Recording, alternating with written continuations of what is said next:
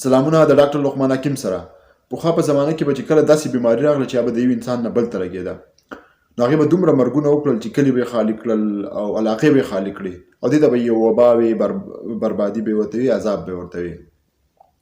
کوم ځای کې به چې چېرته باچا و یا مشر و، هغه په علاقه باندې کنټرول و، نو دغه خلک چاته چې دا بیماري کېږي هغه به یې د کلي نه وشړل په زور باندې غرونو ته یا خشکو ته چې دا بیماري نور انسانانو ته ونه لګي، نو علاقې به بچ کېدی شوې. کله به چې هم داسې خلک چې هغو ته دا بیماري لګېدله دي د کلو نه بهر ته تللي دي او بچ شو، نو خلکو به وي چې دا معجزه وشوه.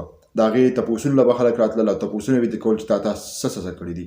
نو که چا چېرته په چینه په اوبه باندې لامبلې دي هغه اوبه به ته مبارکې شوې، که چا څه پاڼه خوړلې ده هغې ته به یې کمال پاڼه وي، او داسې نور چې چا به ورته څه نسخه ښولي نو هغه کس به د هغه ځای ډېر زیات غټ حکیم حکمت والا ګڼلی کېدو. هر هغه بیماري چې د یو انسان نه بل انسان ته لګي هغې ته کنټیجیس ډیزیز وایي، یعنې منتقل کېږي، د یو انسان نه بل ته لګي. هغه ټولې بیماریانې د دې لنډ مثال کرونا و، تاسو به ښه وکته چې د یو انسان نه بل ته لګېدلی شوه. او چې کله علم راشي نو دا قسم بیماریانې موږ ډېرې زیاتې په اسانۍ باندې ودرولی شو. نو ځکه هم دا ضروري ده نننۍ ویډیو. په دې رنګ کې یو بیماري خارخ یا سکیبیز هم ده. خارخ یا سکیبیز د سکین یعنې د چمړې هغه بیماري چې هغه د یو انسان نه بل ته لګي او په انسان باندې ډېر زیات خارخ وي. دا خارخ د شپې نور هم زیات شي.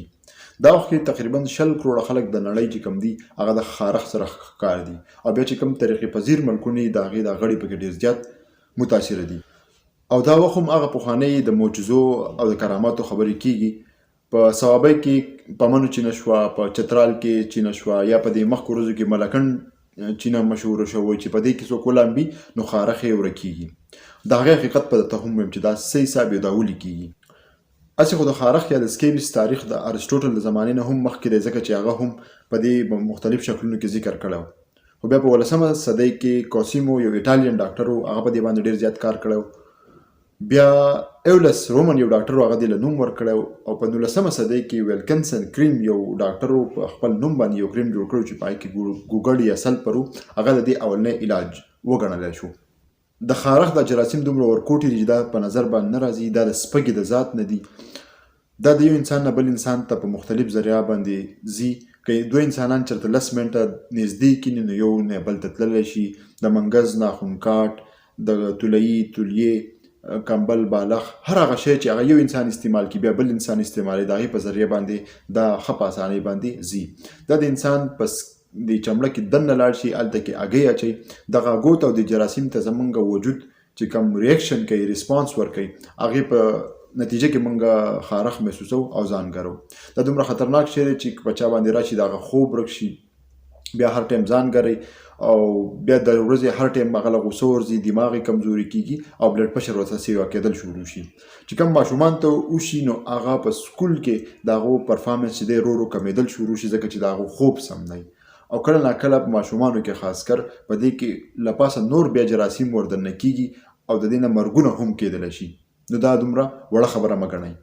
اکثر دا په ګڼو کې د یو بل نه خورېږي، خاص کر د سکول ماشومانو ته، مدرسو ماشومانو ته، یونیورسټۍ ماشومانو ته، هاسټل کې چې څوک اوسېږي، کم چې دا فوجیانې په لشکرو کې اوسېږي یا غم خادۍ له چېرته لاړ شي، هلته کې د دې د خورېدو امکانات ډېر زیات شي، ځکه چې چا ته هم پته نه چې چا ته دا بیماري ده. نو په دې رنګه دا د یو نه بل ته هم خوره شي په اسانۍ باندې. ما له به اول ډېر خلک راتلو وویل ما ته د خارخ ویکسین ولګوه. زه به ډېر زیات کنفیوز شوم، ما چې دا کم ویکسین یادی. نو په څه مریضانو باندې مې ویکسین راوغوښتل. ما چې راوغوښتل هغه اصل کې ویکسین نه و بلکې د سټیراید ستنې وې. نو په څه ځای کې دا ډېر زیات پریکټس کېږي چې چا ته خارخ کېږي هغه ته ډایرکټ چې کوم دی د سټیراید ستنې لګوي. سټیراید ستنې په دغه قسم خارخ کې څه کردار نشته، هغه هره بیماري څه ټایمه پورې سپریس کولی شي، خو دا علاج نه دی. او د ټول کور چې کوم خلک یا په دغه آفت کې مبتلا به، ځکه چې دا علاج چې کوم دی اسان دی، ډېر ارزان دی، خو لږه طریقه یې بدله ده چې په هغې خلک ځان خامخا پوه کړي. علاج دا دی چې کم خلکو ته دا خارخ وشي هغه به خپل د استعمال اشیا چې کوم دی بل چا سره نه شیر کوي. پرمیترین یو لوشن میلاویږي، هغه په ټول وجود باندې د شپې ولګئ او 12 غنټو پورې دا په ځان باندې پرېږدي. که د شپې چېرته دی واشروم ته پاسي یا لاس وینځلو ته پاسي او کم ځای باندې هم اوبه ولګي، په هغه ځای به بیا دوباره دا لوشن لګئ چې 12 غنټې کله پوره شي نو دی بیا ولامبي. او هر هغه شیز چې هغه د استعمال کړی نو هغه بیا وینځي او که دی نشي وینځلی هغه شیز نه وینځلی کېږي نو هغه به غرمو ته وغوړئ. دغه شانتې به دا ورځ بیا تېره شي، سبا بیا دی دا کار دوباره وکړي. او دا به صرف دی نه کوي بلکې د ده سره چې په خوا او شا کې څوک هم اوسېږي، په کور کې څوک هم اوسېږي، هغه به ټول دغه کوي. د شپې به په ځان باندې لوشن لګوي، 12 ګنټې پس چې کوم دی بیا به لامبي او بیا چې کوم شیزونه دوی استعمال کړي هغه په دغه طریقه باندې صفا کوي. کوم چې ماشومان دي، ډېر زیات ماشومان دي، د پی خوراک والا ماشومان دي، هغه به 6 ګنټې پس تاسو لامبوئ. دا به د خولې نه، د پوزې نه، د سترګو نه ساتئ. په ماشومانو کې دا چې کوم جراثیم دي دا سر ته هم خیږي او په لوی کې اکثر سر ته نه خیږي، نو تاسو د مرۍ نه ښکته لګولی شئ په ټول وجود باندې، او ماشومانو کې سر ته هم دا خیږي. نو دې خبرې چې تاسو خیال وساتئ دا به بالکل پناه شي.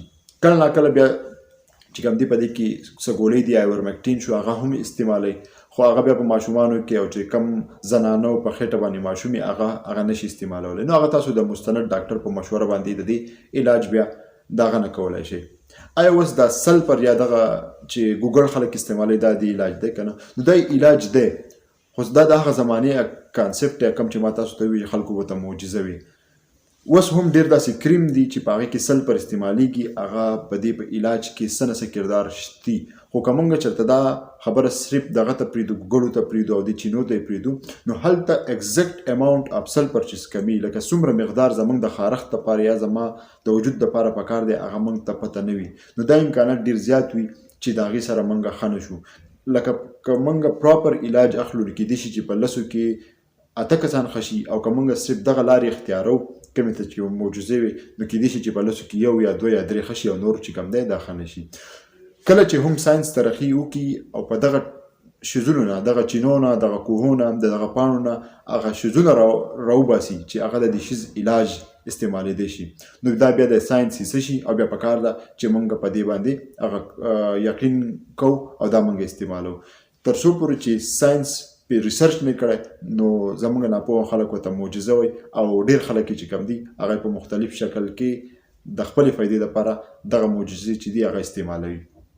امید لرم چې ویډیو مو خوښه شوې، د ټولو سره شریکه کړئ. سلامونه.